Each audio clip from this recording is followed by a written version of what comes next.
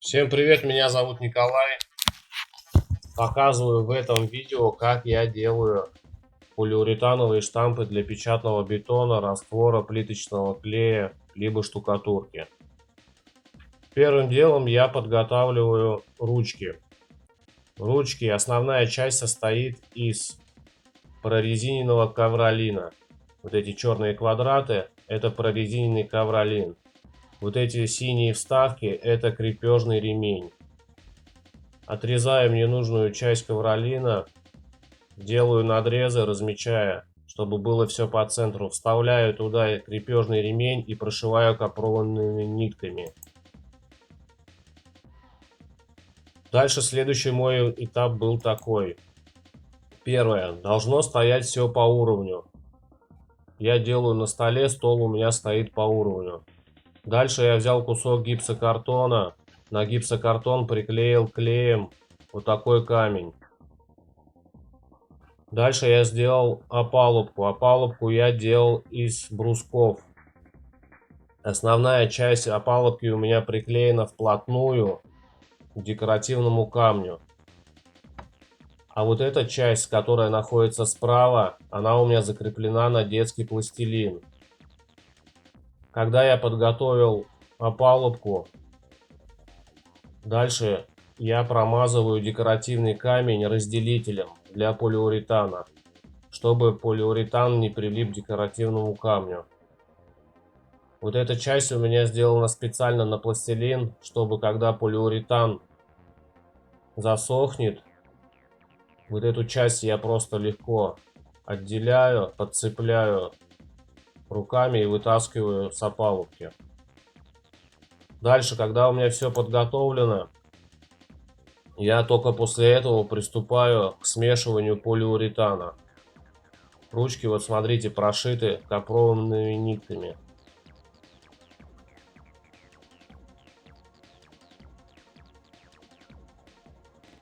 Дальше прозрачный компонент я колерую. Обязательно, в первую очередь, я колерую прозрачный компонент. Здесь в данном видео у меня идет синий цвет. Специальная паста для колировки полиуретана. Дальше обратите внимание, у меня стоит два ведра. Это очень важный момент.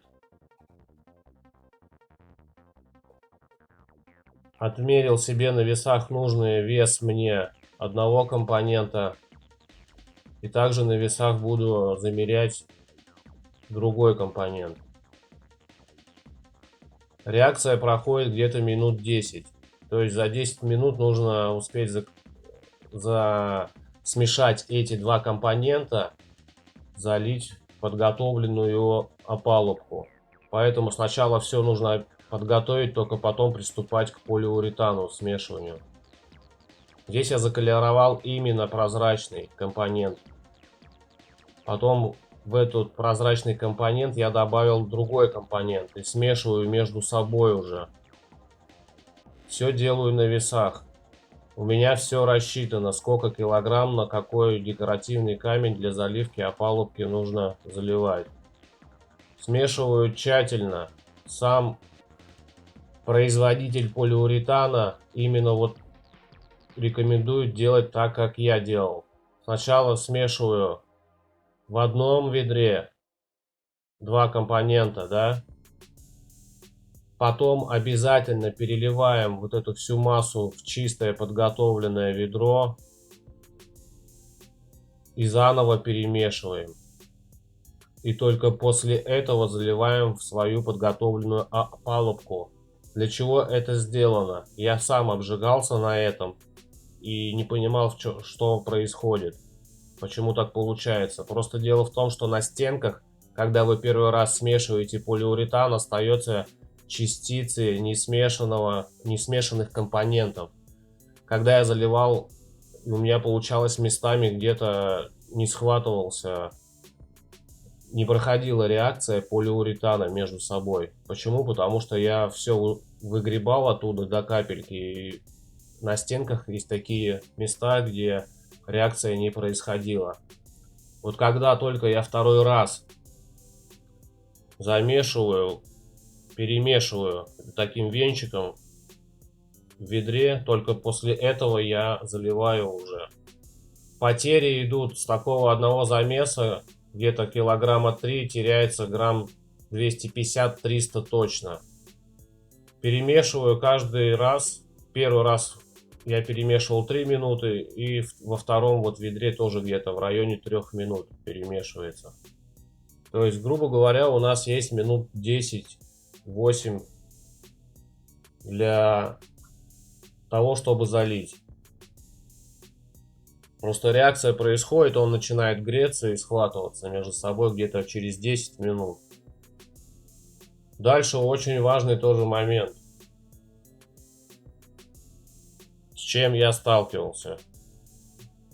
Смотрите, когда только вот все подготовлено, тогда только беремся уже заливать. Обязательно разделителем пользуйтесь.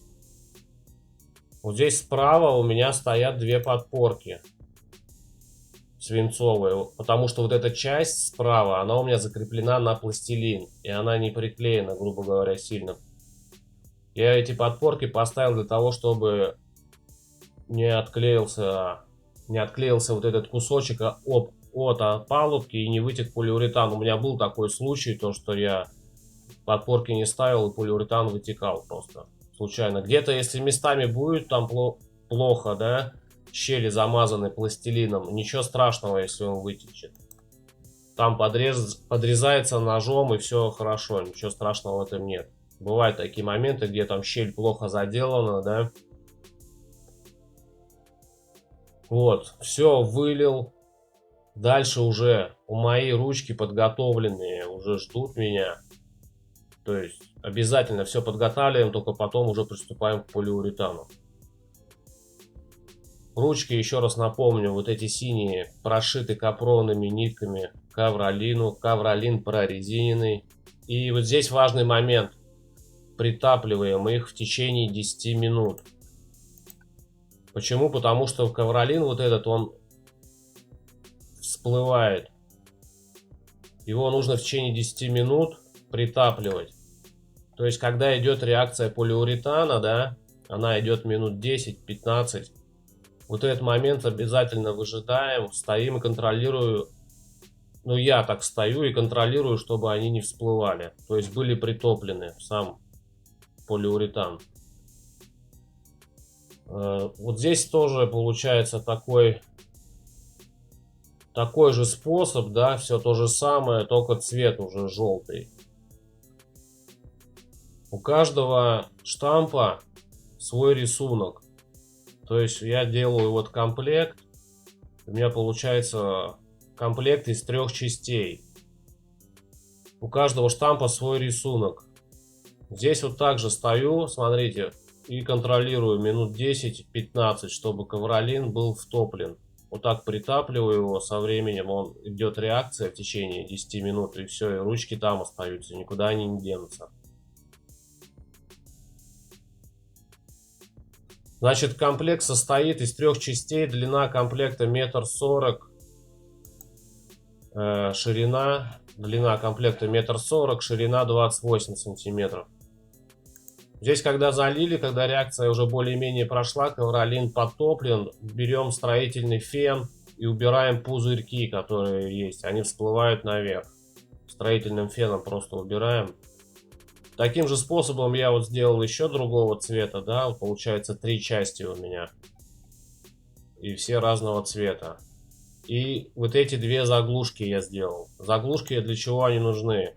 Это продолжение штампа. Допустим, если мы начинаем, вот стена идет с правой стороны. Начинаем с правой или с левой стороны, без разницы. Вот эти заглушки это продолжение комплекта. То есть отпечатали на стену. Здесь чопиком вот этим продолжили. Все ровно, все аккуратно.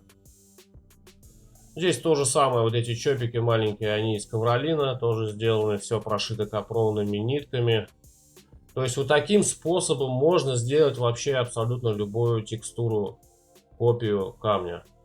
Почему я как бы делаю именно штампами? Потому что это быстрый очень способ. Не надо вышкрябывать там ничего, не надо быть художником. И даже по покраске. Кто не видел, как штампуют эти штампы, у меня есть видео на канале. Но я прикреплю все ссылки в описании к этому видео и к комментарию закрепленному. Как я подготавливал, какая текстура камня получается. Цветами можно играться. Я использую в качестве колеровки затирку для швов на основе цемента. Морозостойкую, влагостойкую. Надеюсь, ответил на все вопросы. Вот. Если они остались, задавайте, я с удовольствием отвечу. Как печатают штампы, можно посмотреть у меня на канале. Все ссылки я закреплю в описании и в закрепленном комментарии. Всем хорошего настроения, здоровья, удачи, увидимся в новых роликах. С вами был Николай.